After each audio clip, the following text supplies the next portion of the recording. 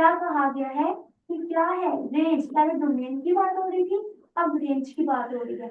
और आपको पता होगा कि अस्सलाम वालेकुम। आज हम जा रहे हैं सोशल स्टडीज़ का प्रैक्टिसेस को एक्सपीरियंस करने के। ये है सोशल स्टडीज़ का चैप्टर नंबर 1, जिसमें हम डिस्कस करेंगे कि सोशल स्टडी के एग्ज़ाम में किस किस तरह के किस किस तरह के क्वेश्चन आते हैं, यानी type of material that you will deal in your exam. There are different type of material, like first of all, there is a passage from which we have to capture the central idea and to draw the conclusions.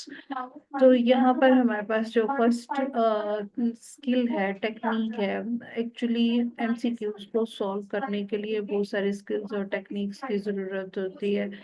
Jin skills और techniques को हम लोग अगर अपना content start करने से पहले अगर एक्सपीरियंस कर लें, तो ये चीज़ जो है हमें बहुत वर्कआउट करती है हमारे कंटेंट लर्निंग के, कंटेंट स्टडी के जर्नी में। तो फर्स्ट ऑफ ऑल तो ये है कि सिंपल एंड स्ट्रेट फॉरवर्ड आपके सामने एक पैसेज ही आता है, जिसमें आपने क्वेश्चन आंसर्स सिंपल एमसीक्यूज होते हैं रिलेटेड टू पैसेज। लाइक हमारे सामने यहाँ पर एक पैसेज है, और इस पैसेज से मोस्ट प्रोबेबली हमारे पास आता है कि हम लोगों को सेंट्रल आइडिया कैप्चर करना हो सकता है, या फिर कोई कोई कोई कंक्लूजन ड्रॉ करना हो सकता है। तो यहाँ पर जो हमारे पास पैसेज है, ये है basically out the set of revolutionary war, the American colonies had a small navy of only 31 ships to contest. आप सुबह ना विद इन अ मिनट इस पैसेज को रीड करो, और फिर हम क्वेश्चन आंसर से इस पैसेज को एक्सपीरियंस करेंगे। Okay ma'am. नेगेटिव में नहीं है, और ऑप्शन में आप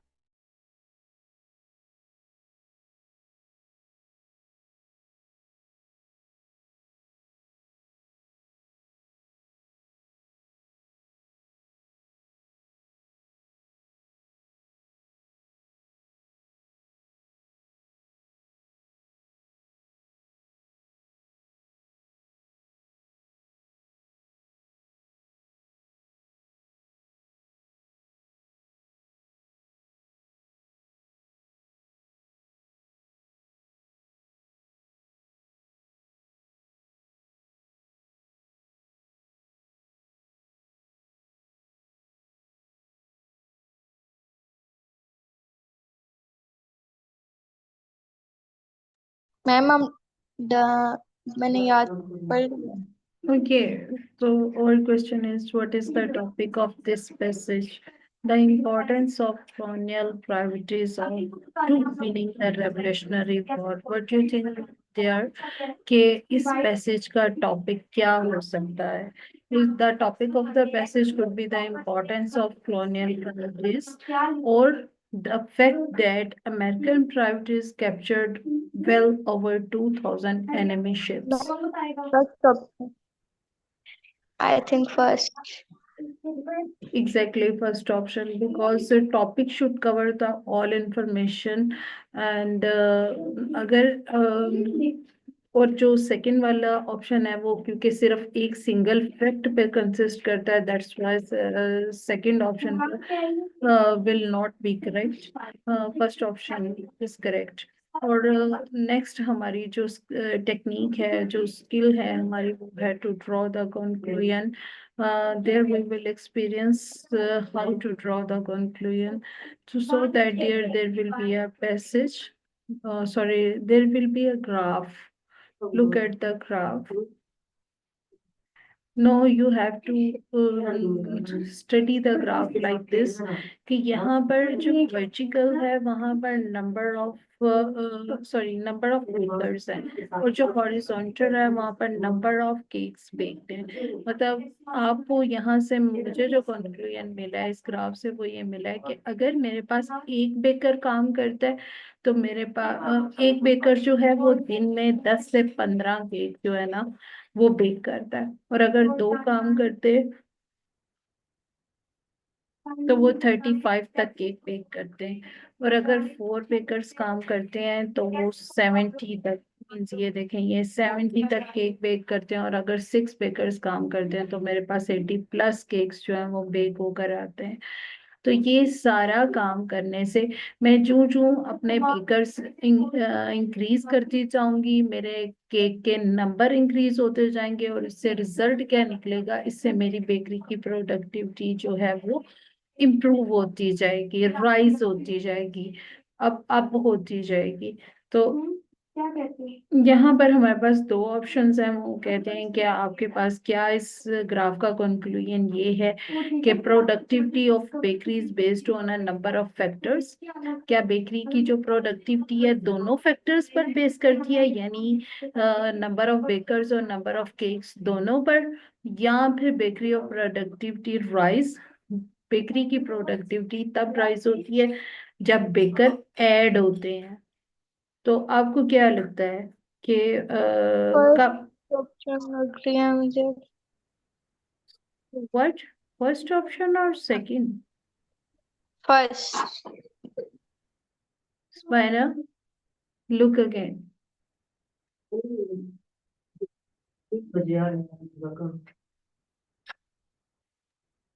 yes ma'am. How could be the first, Savannah? Productivity of bakery based on numbers of factors. क्या बेकरी की प्रोडक्टिविटी दोनों फैक्टर्स पर, यहाँ पर दो फैक्टर्स हैं, ठीक है। एक फैक्टर में ये है कि नंबर ऑफ बेकर्स ऐड हो रहे हैं और एक फैक्टर ये है कि नंबर ऑफ केक ऐड हो रहे हैं, इंक्रीज हो रहे हैं। Why number of cakes are increased? जब आपके बेकर बढ़ते हैं तो केक ऐड होते हैं। अगर आपके बेकर ज्यादा आप नहीं करती तो केक कैसे ऐड होंगे? इसका मतलब ये है कि दोनों फैक्टर इक्वली काम नहीं कर रहे, सिर्फ ये वाला फैक्टर काम कर रहा है कि जब आप नंबर्स ऑफ बेकर्स ऐड करती हैं, नंबर ऑफ केक ऑटो पे ऐड हो जाएंगे, यानी ऑटोमेटिकली ऐड हो जाएंगे, और इस सब से हमारा रिजल्ट क्या निकलेगा? Bakery second. प्रोडक्टिव, so हाँ जी। that so that the second option will be right, है ना? Yes ma'am. Hmm. Okay, so this is practice one, and in the practice one there's passage as well, and you have to analyze the passage to solve these question answers, these MCQs. And in the question 4 in practice one there's also a graph, और आपको ये graph study करना होगा question number 4 और 5 को solve करने के लिए। और इसके साथ हम मूव करेंगे चैप्टर नंबर 1 लेसन नंबर 2 की तरफ। और इसमें हम लोग क्या करेंगे, इसमें लोग, ये है लेसन नंबर 2, और इसमें हम इंटरप्रेट करेंगे वर्ड्स और आइडियाज को। इसमें सबसे पहले तो ये होता है कि आपको सोशल स्टडीज में जो ऑर्डर होता है ना, जो क्रोनोलॉजिकल ऑर्डर होता है, जो मटेरियल की ऑर्गेनाइजेशन होती है, वो बहुत मैटर करती है। लाइक यहाँ पर अगर इसमें आपने वर्ड्स, एक तो जो वर्ड्स हैं, जो हिस्टोरिकल वर्ड्स हैं, ठीक है, उसको आपने बहुत अच्छे से देखना होता है कि ये वर्ड्स के पीछे क्या रीजन है, या इन वर्ड्स को यहाँ पर क्यों यूज किया गया है। और सेकेंडली आपके पास आइडियाज आ जाते हैं, आपने आइडियाज को जो है एनालाइज करना होता है टू ड्रॉ द कंक्लूजन। तो यहाँ पर हमारे पास एक टाइम लाइन है, ठीक है। टाइम लाइन में आपको दिखाया गया है कि 1875 में ब्लास्टिंग जेल बना, 1876 में टेलीफोन इन्वेंट हुआ, 1877 में कार्बन आर्क लाइट बल्ब बना, और 1879 में कार्बन फिलामेंट लाइट बल्ब बना। और अब देखें, अब चलते हैं हम क्वेश्चन की तरफ। Which of following event preceded the invent of carbon arc light bulb? यहाँ पर क्वेश्चन में पर फोकस कीजिएगा, specially the word preceded. Proceeded और प्रीसीडेड में यही फर्क होता है कि प्रोसीडेड जो होता है वो बाद में आने वाली चीज होती है, और प्रीसीडेड जो होती है वो पहले आने वाली चीज होती है। तो अगर आपको इस टर्म को क्लियर कर दिया गया है तो फिर आपके नजदीक फर्स्ट ऑप्शन राइट है या सेकंड ऑप्शन राइट है उमाद?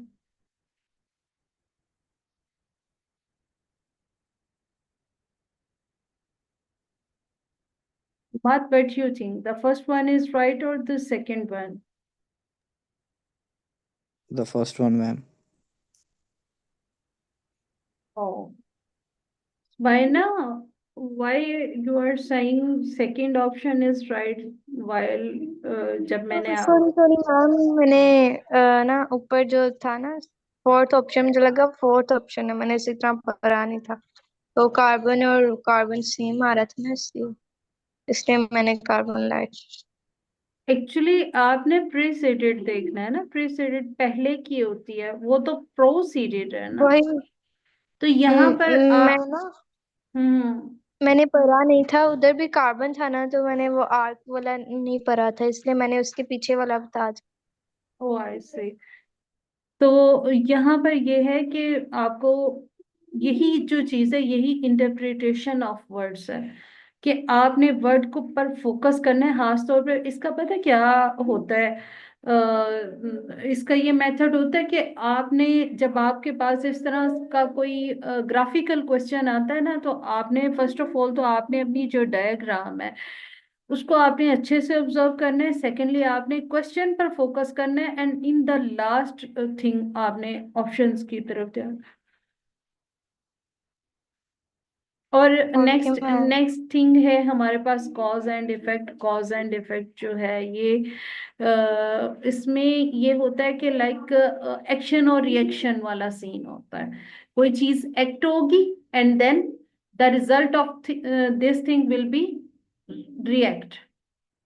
मतलब अगर एक्शन ये एक्शन कॉज है हम तो रिएक्शन जो है वो क्या है? इफेक्ट है। ये हमने आरटीएलए में पढ़ा हुआ है ना। उसमें पर्पस ऑफ टेक्स्ट में आपने पढ़ा था। तो यहाँ पर कॉज एंड इफेक्ट से रिलेटेड आपके सामने एक छोटा सा पैसेज है जिसमें goods and services supply and demand से रिलेटेड कुछ इंफॉर्मेशन है, वो आपने स्टडी करनी है एंड देन आपने मुझे बताना है कि इस क्वेश्चन का आंसर क्या होगा।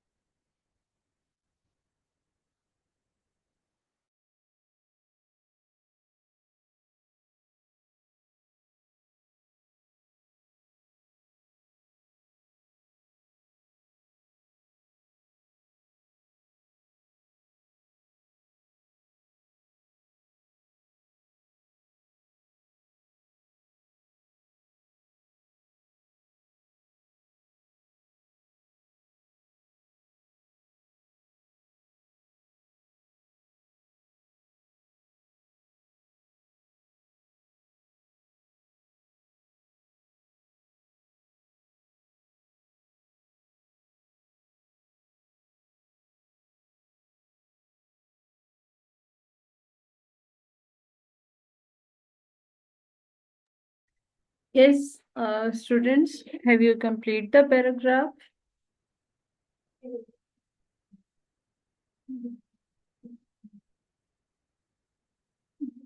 Yes ma'am. Okay, the question is based on the theory of supply and demand, under which the following scenarios would prices be most likely to rise. The demand for a product exceed that product supply. Producers and sellers advertise a product in order to stimulate demand for that product. I think first. Umad, are you agree with Subaina? Yes, ma'am. First one. Let's check. The first option is right. Yes, of course, the first option is right. You are right, 100%, guys. This is practice to the normal passage with 3 MCQs, and for the question number 4 and 5, there is a timeline order as well. और इसके साथ हम move करेंगे lesson number 3 की तरफ। ये है हमारा लेसन नंबर 3 और ये रहा लेसन नंबर 3 में आप लोग देखेंगे authors purpose and point of view. Definitely author का सोशल स्टडीज में किसी भी टेक्स्ट का जो रिलेशन है वो टू इन्फॉर्म होता है या टू परसुएड होता है। मतलब परसुएशन और इंफॉर्मेशन जो है basic purpose of social studies material. और उसके बाद ये है कि ऑथर्स का जो पॉइंट ऑफ व्यू है वो उसके पर्पस पर डिपेंड करता है। वो और उसमें वो क्या वो आपको इंफॉर्मेशन डिलीवर कर रहे हैं या आपका बिहेवियर चेंज करने की कोशिश कर रहा है, आपका माइंडसेट चेंज करने की कोशिश कर रहा है, आपके थॉट्स को डाइवर्ट करने की कोशिश कर रहा है। लाइक उसमें ऐसा होता है कि आपको जो है लाइक जो मोटिवेशनल स्पीकर होते हैं वो हमारा थॉट्स चेंज कर रहे होते हैं। जो पॉलिटिकल लीडर्स होते हैं वो हमारा माइंडसेट चेंज करने की कोशिश कर रहे होते हैं। तो ये सारी चीजें जो है ना ये प्रोपेगेंडा की बेस पर होता है कि आप क्या प्रोपेगेट कर रहे हो, आपका मेन पर्पस क्या है प्रोपेगेट करने का।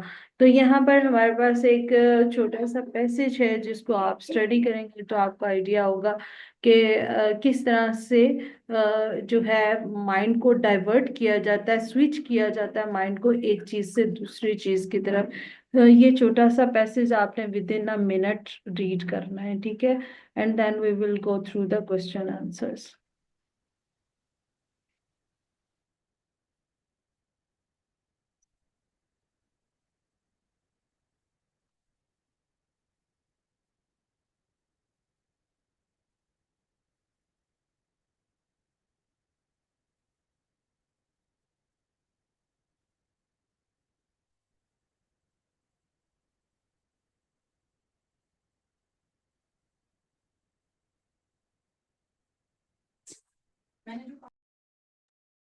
Yes, students, have you complete the passage? Yes, ma'am.